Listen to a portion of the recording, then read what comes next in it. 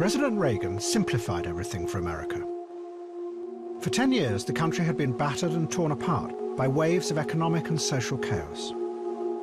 Reagan set out to give the country a new sense of purpose. He took all the problems, even the most complex, and turned them into reassuring moral fables. And abroad, the world he depicted was one where, although good might struggle with evil for a while, in the end, goodness and innocence would triumph. We have it in our power to begin the world over again.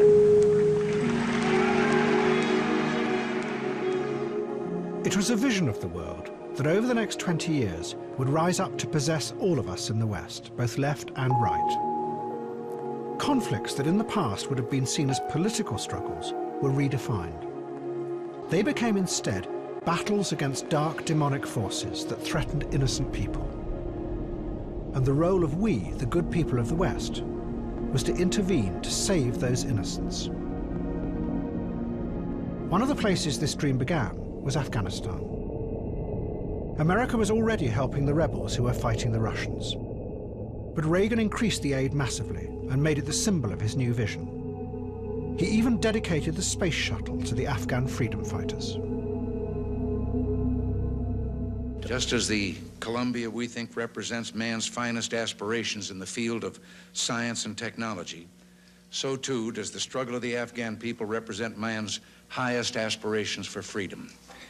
Accordingly, I am dedicating on behalf of the American people the March 22nd launch of the Columbia to the people of Afghanistan.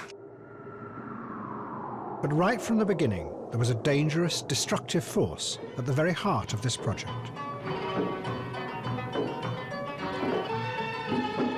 This was because Reagan's partner in the battle to bring freedom to Afghanistan was Saudi Arabia.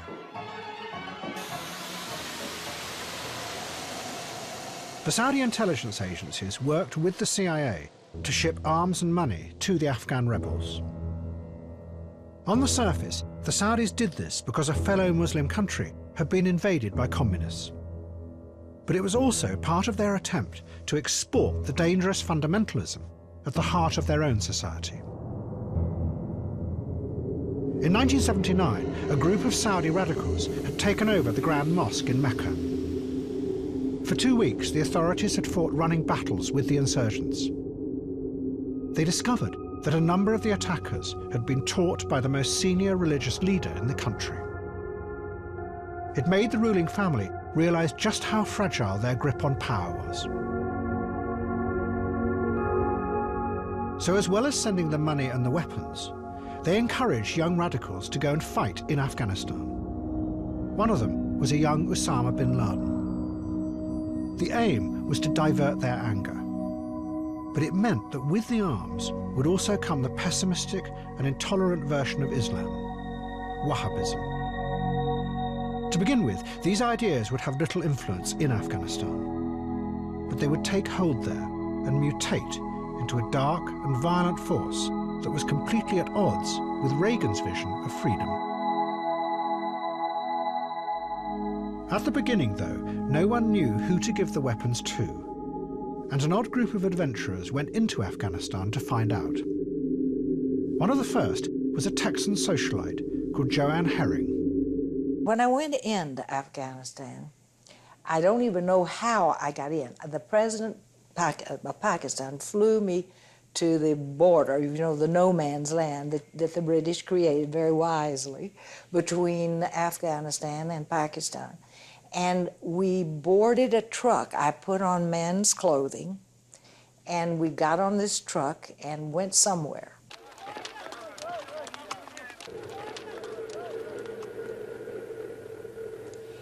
And we went into these camps, and there would be these men with beards and turbans and in rags, really. They had nothing.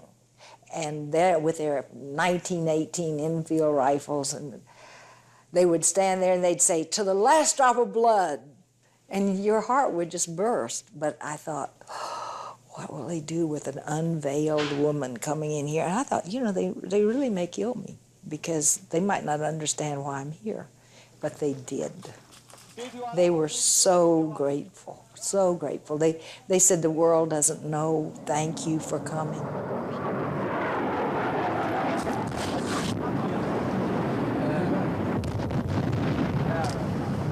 My heart was given immediately to these people who believe so much in their God, and I think it's the same God as I worship, just in another way.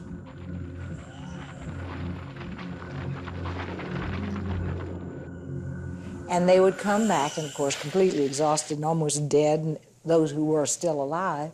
And then this new group would say, "Oh, I can't wait to go out and kill Russians." This is Radio Afghanistan calling Europe.